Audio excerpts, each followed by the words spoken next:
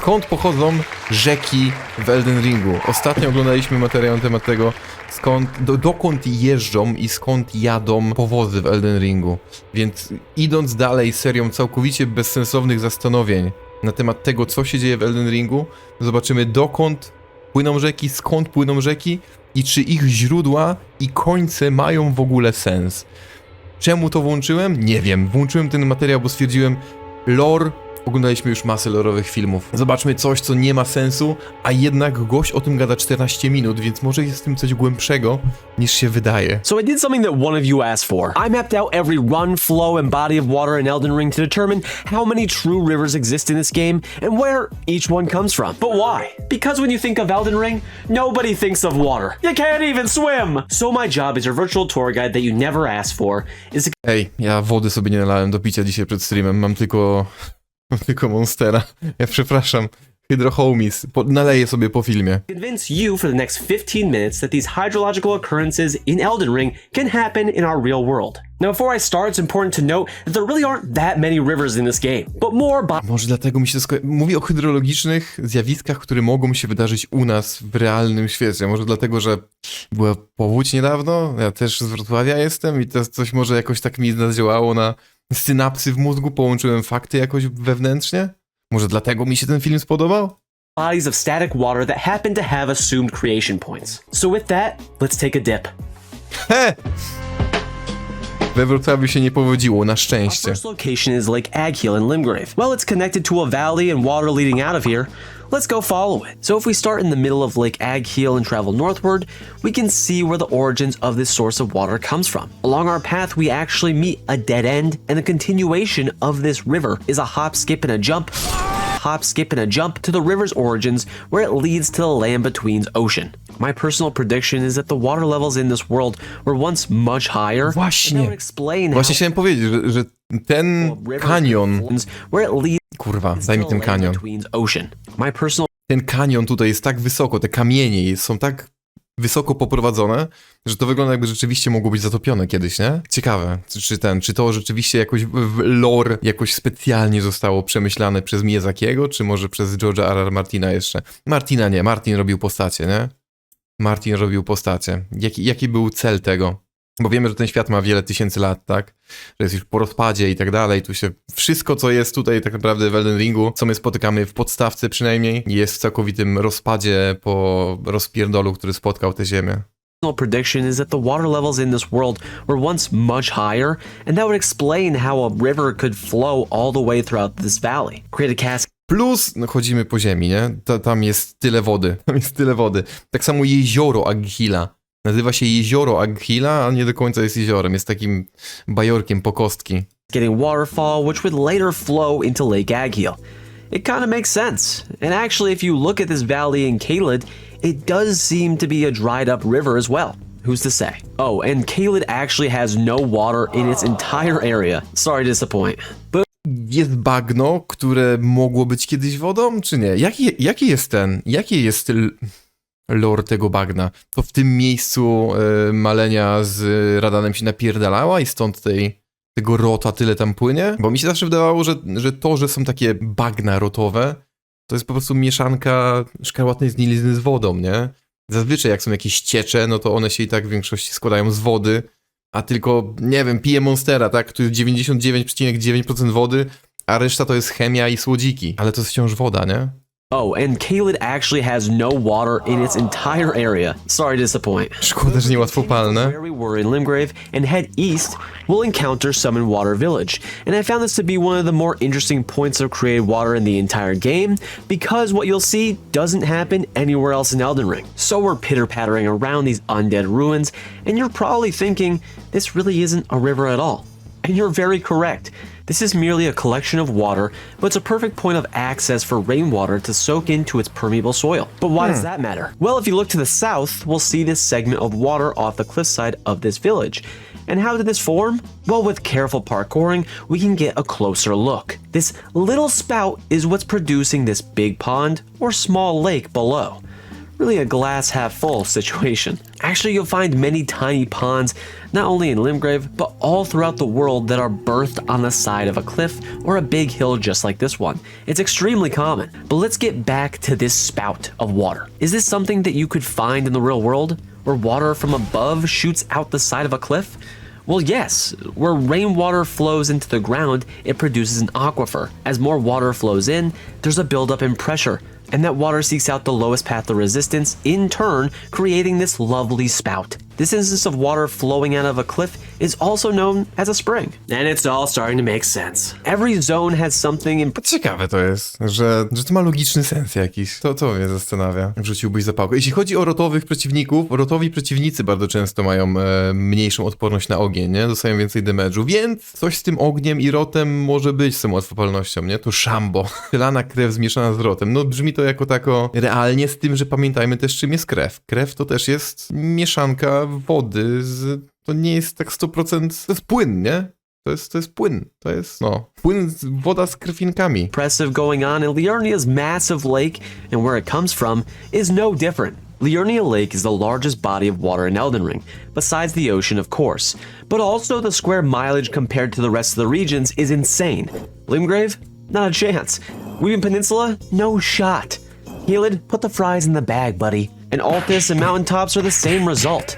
It's pretty extraordinary. But wait till you see how this puppy's produced. No właśnie. So if we follow the... A poczekaj, ja w ogóle chciałem powiedzieć, że jak mam tutaj tą mapkę, nie? Czy jest możliwe na przykład, że sama Liurnia i Liurnia of the Lakes, że te jeziora też były wyżej kiedyś? Bo jak spojrzymy na to, gdzie jest zamek, gdzie on tą większą mapkę? Tutaj. Jak spojrzymy sobie na to, jak wysoko jest postawiona Raja Lucaria jako ten zamek, ten kurwa Hogwart, który jest na samym środku praktycznie, to możemy sobie pomyśleć, że może rzeczywiście to było też wyżej.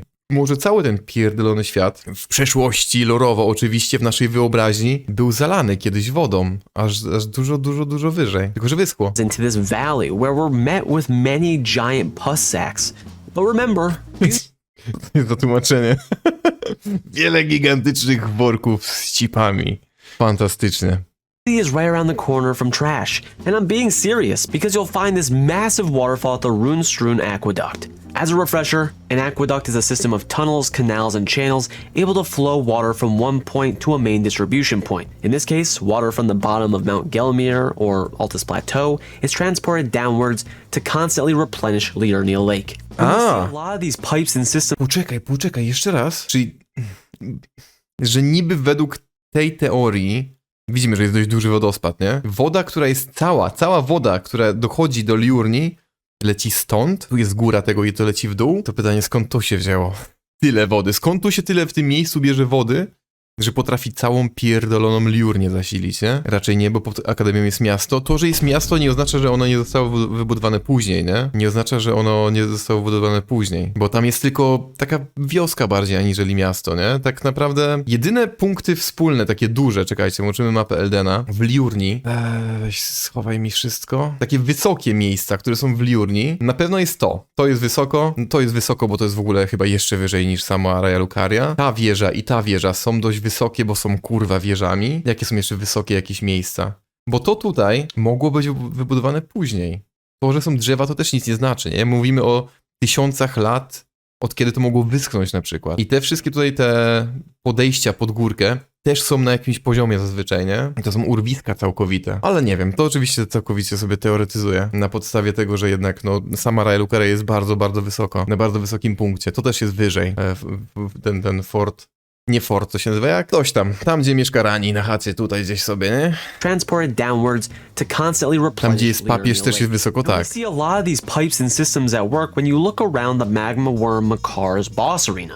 It's really such an impressive feature that the devs didn't need to add. They could have easily just put a hole in the wall and said fuck it, but they really crafted this multi-layer system to explain Liurnia Lake's creation. Look at that.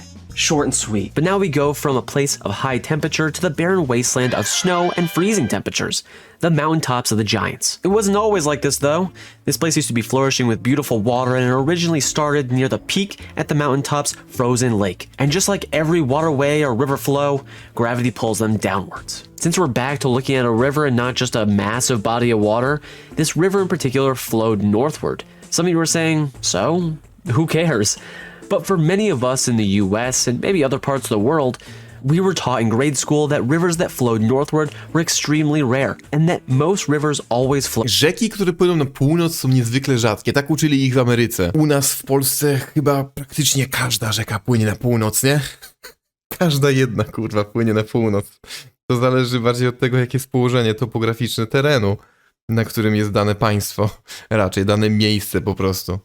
Więc no, nie wiem. Nil chyba też płynie na północ, nie? Tam ten tak jest. Polska jest, oczywiście, że tak, ma dodatkowy chromosom, Polska jest specjalna. Flows south. For example, we learned that the Nile River is the longest river in the world, but it was also said to be one of the only north-flowing rivers. At least, that's what I thought when I was 10. Mówiłem Nil, ale jedna z niewielu, jedna z jedynych, come on, to takie dziwny ten system nauczania w Ameryce, ale dobra, no tak go nauczyli. Well, bad education systems lose again because this is a myth. O, no właśnie. Tons of rivers around the world, but also many located in the US that flow from south to north. How is this a myth? Because rivers flow in the direction of gravity.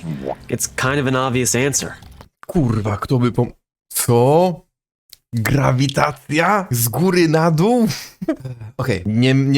Nie myślałem, że będę musiał usłyszeć to w filmie o Elden Ringu, żeby to zrozumieć, ale dziękuję. Dziękuję bardzo. Czy świat Eldena nie jest czasami ulokowany na skorupie ogromnego żółwia? Gdybyśmy byli w historii, a czy w mitologii chińskiej, moglibyśmy to powiedzieć. Może kiedyś Miyazaki nam powie, nie? Ale nie wydaje mi się. But when you're 10 and high off eating macaroni and glue, you'll believe just about anything. Anyways, this frozen river flows north and goes all the way off the side of this cliff and empties into the Grand Ocean. Is it spectacular? That gigantic frozen waterfall sure is.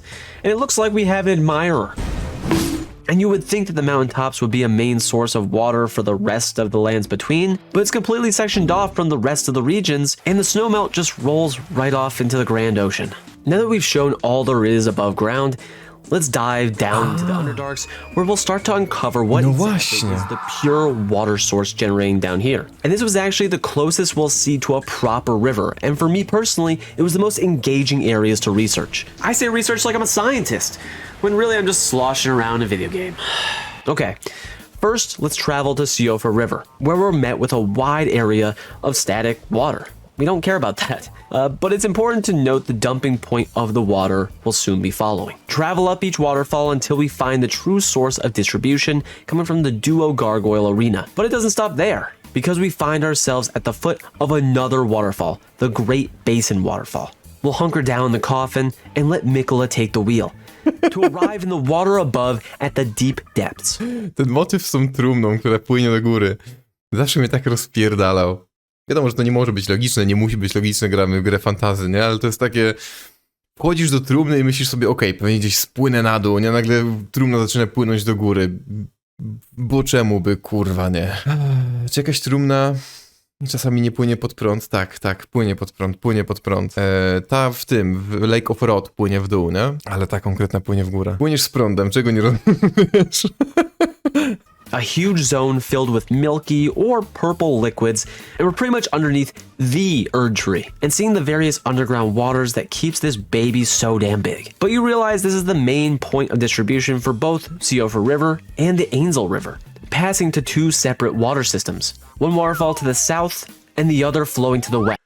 Te systemy podwodne mam wrażenie, że trochę za mało znamy, żeby je jakoś mocno zrozumieć. Mamy 3 zony dokładnie w Eldenie podziemne, które niby są ze sobą połączone w jakiś sposób, ale tak naprawdę co się dzieje tutaj pomiędzy, to nie wiemy całkowicie, nie? Ale rzeczywiście, jak zobaczyłem film, ten tytuł, że jest o rzekach, to nie pomyślałem w ogóle o tych podziemnych. Mimo, że one się ewidentnie nazywają rzeka Ainsel, rzeka Siofra, koryto rzeki, coś tam, nie? We haven't gotten a good look at the Ainsel River, so let's take another plunge down, yet another massive waterfall. A tu też w dół, okej, tu też w dół. O tym zapomniałem. There must be like 30 waterfalls of all sizes in this game. Anyways, we crack open our coffin like it's a cold one, and just like Siofa River, Ainsel River has a directional current, and I couldn't be happier. Just to give a real-world perspective, these underground rivers are also known as subterranean rivers. Basically a river that flows beneath the ground and usually found throughout cave systems. But samo to, jak ludzie właśnie chodzą po tych podziemiach, po tych kurwa jaskiniach, gdzie płyną te rzeki. Gadaliśmy przed chwilą o horrorach. Gadaliśmy o horrorach i mi się kojarzy to zawsze niekoniecznie z rzekami, ale z filmem Zejście. Nie wiem, ilu z was oglądało film Zejście, to kiedyś nawet w telewizji leciało. I zawsze jak widzę ludzi, którzy chodzą po tych jaskiniach, które teoretycznie nie są turystyczne, tam wchodzą pojeby same, nie? Sami pasjonaci tych wszystkich wspinaczek i przyciskiwania przez te najciaśniejsze przesmyki. Ja nie mam, jak to się nazywa? Lęk przed byciem w ciasnym pomieszczeniu? Klaustrofobii nie mam. Ale jak widzę te filmy, to mam takie, ja pierdolę. Nie ma opcji, nie? Tak samo jak człowiek, który nawet nie ma na przykład lęku wysokości, no to jak spojrzy z 20 piętra w dół, to może mu się w głowie zakręcić i to tak wiesz, no bo to jest naturalne, to nie jest coś, do czego większość z nas jest przyzwyczajona, więc schizuje mnie to. I podobny miałem vibe, jak przechodziliśmy przez to miejsce, które on pokazywał w Eldenie już, może nie aż taki bardzo klaustrofobiczny, bo tam jest dość szeroko, ale w tym miejscu właśnie, gdzie są mrówki, to chyba w Einzel, przy rzece Einzel, tam gdzie się idzie w stronę tego lodowego smoka, że tak powiem, tam gdzie jest ten wielki koleś na krześle, na końcu. Jak tamtędy przychodziłem i tam widziałem właśnie te rzeczki płynące w dół z nurtem, to tam miałem właśnie podobny vibe. Jest kurwa wysoko, powie, dokładnie tak. Basically a river that flows beneath the ground and usually found throughout cave systems. But from the start of Ainzel River, we make our way down and are met with an immediate split. If you follow the left, you're led to this massive skeleton sitting upon a throne with waterfalls flowing from all around us. Well, if we choose the right split, we find ourselves in the lower parts of Noxtella. And you can see the source of those waterfalls that we just saw were actually from up here. And if we keep going, we can see behind the massive skeleton where the water from the left meets up with the flow of the water that split to the right. In short, they converge and settles at this final pool at the foot of this dam. This is where we're met with game logic. Because really this water should settle here or at least keep going in the direction away from the waterfall. But it doesn't. It looks like water is somehow being generated or bouncing off of the dam and moving towards the waterfall that we were just at. Aww. This is in the real world where a shelf of water above falls into a river that just so happens to be flowing down the hill parallel or underneath those spill rocks. Hope you enjoyed the drawing. But after careful investigation of literally just walking back and forth, the elevation is slightly higher as we move towards the waterfall, making this an impossible occurrence. And I love it all the same. But you know what I don't love that happens to also be down here and beyond that dam? The Lake of Rot. But before we talk about poisonous lakes, let's take a peek at the... Ale no właśnie, poczekaj. Miałem taką cichą nadzieję, że skoro idziemy tak głęboko, że w końcu będzie jakieś logiczne zakończenie, gdzie kończy się to i miejsce, gdzie, nie wiem, woda całkowicie się rozpierzcha po całym terenie i tutaj jest logiczny koniec rzeczywiście tego flowu wody całego. Ale nie ma go, szkoda. Jestem zawiedziony. Ale dobra, teraz będzie mówić o tym. O trujących bagnach, trujących wodach i tak dalej. Ja mówiłem, no tak jak było pokazywane wcześniej K-Lead, mimo że ma to bagniste, rotowe jeziorko na samym środku, to też jest ciecz, to też jest woda, też to można uznać jako rzekę, jako ciało wodne, prawda? Więc ja bym tego całkowicie nie odrzucał tak po prostu, tylko dlatego, że nie jest czystą wodą. Może być rzeką, mogą być rzeki krwi na przykład, nie? Hehe. The Shadow Realm where two girthy rivers stand strong. Jak w Bloodborne. The ending point of these two rivers, Scorpion River and Shadowkeep's River, flows downward into the lowest elevated land of the Abyssal Forest. On w DLC jest teraz, poczekaj, kiedy on wszedł do DLC? But before we talk about poisonous lakes, let's take a peek at the Shadow Realm where two girthy rivers stand strong. Well, the ending point of these two rivers, Scorpion River and Shadowkeep's River, flows downward into the lowest elevated land of the Abyssal Forest. That's actually why there's so much water collection down here. It's because of these two rivers on top of the forest elevation level. One actually flowing behind Midra's castle, and no, I couldn't find a single entry, and the other flowing to a northern point of this same forest. So first let's take Torrent and check out Scorpion River. As you can see, Scorpion River is by far the longest river in Elden Ring's entirety, spanning across almost all of the Shadow Realm, and eventually is produced by nothing. It just starts at the foot of these catacombs and continues forth. Things like this isn't so much of a gotcha moment, because I can imagine a dev watching this and thinking, yeah, you got me. And it's interesting since this isn't really a generating point, it's more of a static starting line. And it's confusing considering how massive this riverway is. You would think this would have a monumental beginning.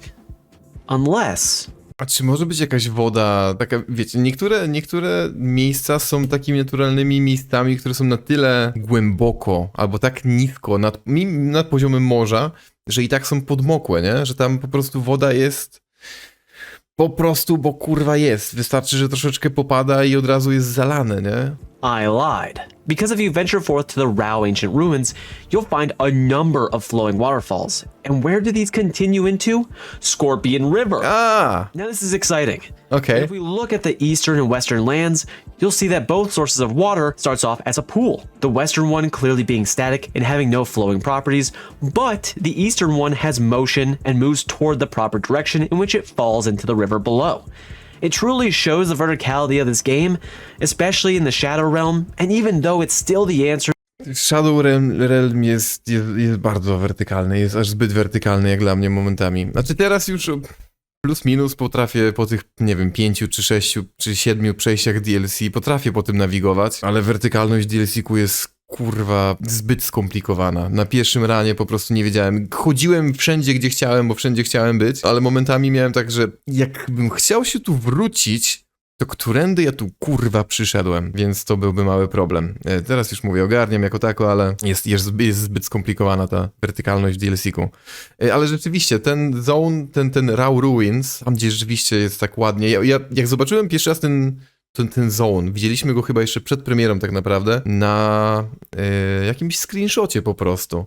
Mi się on skojarzył takimi włoskimi winnicami. Tak mi się ten kolor skojarzył. Tak było parę właśnie tych wodospadów pokazanych i gdzieś one muszą lecieć, nie? I rzeczywiście Raw Ruins są dość wysoko. Są kurwa wysoko, więc to jest logiczne. Plus samo to, że ta rzeka ma jakąś nazwę w ogóle. Scorpion River, tak? Rzeka Skorpiona.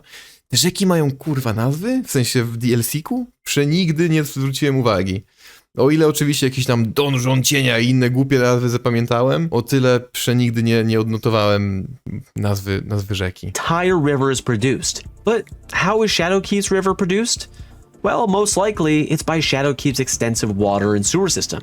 But also we did empty the moat that was contained here, and our actions of releasing all of that water could have contributed to this river's flow. And just like all of the above ground rivers in the game, the water is still static and only shows motion when tumbling over a waterfall. Now I know that I presented you with a ton of information, but stay with me.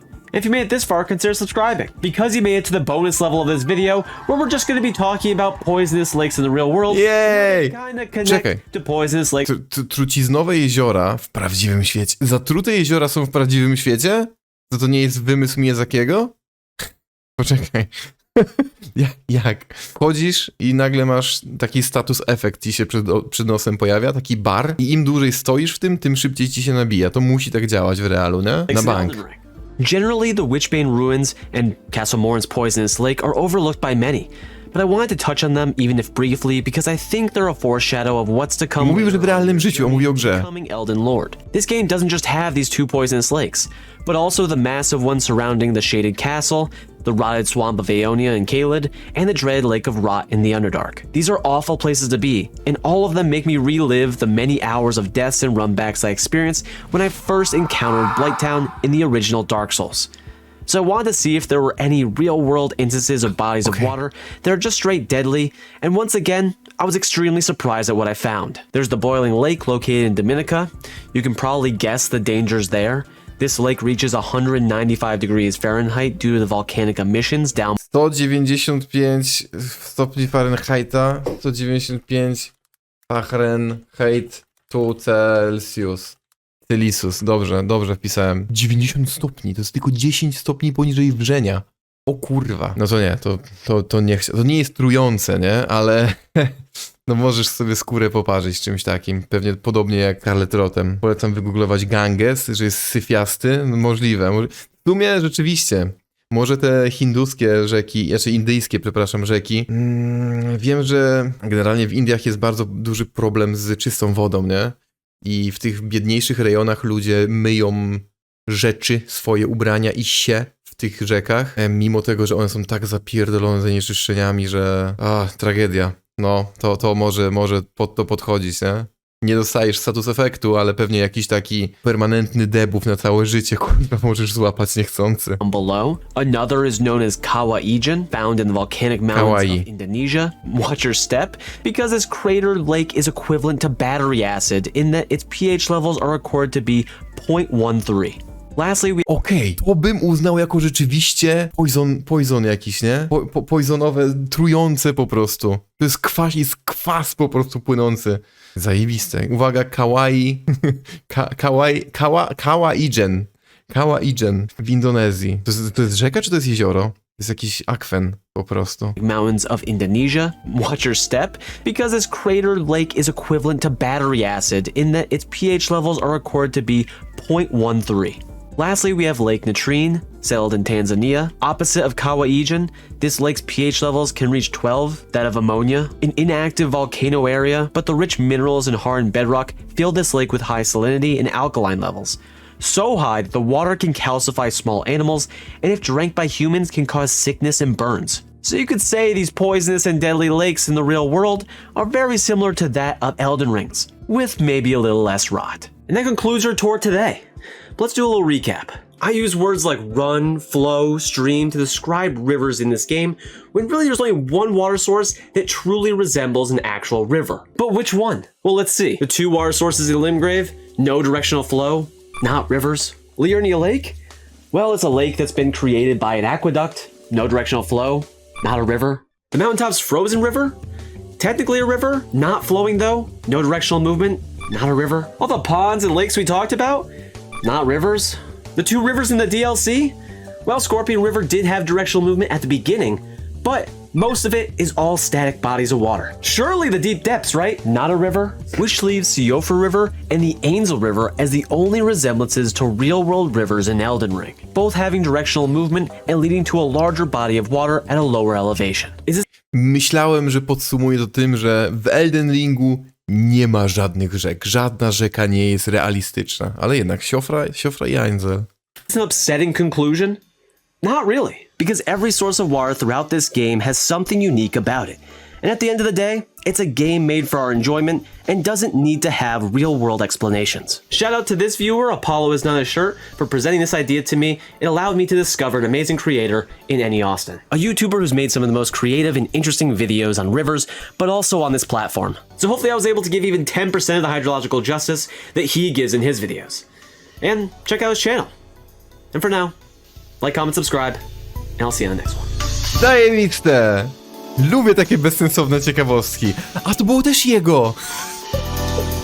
Ten film było też jego. Dobra, i to ja mu daję suba, bo ja chcę więcej takich głupotek. Daję lajka, bo chcę więcej takich głupotek i podsyłam wam linka, bo chcę więcej takich głupotek. Dajcie mu lajka, ja proszę, ja bardzo proszę. A w tym momencie ja sobie pójdę nalać wody.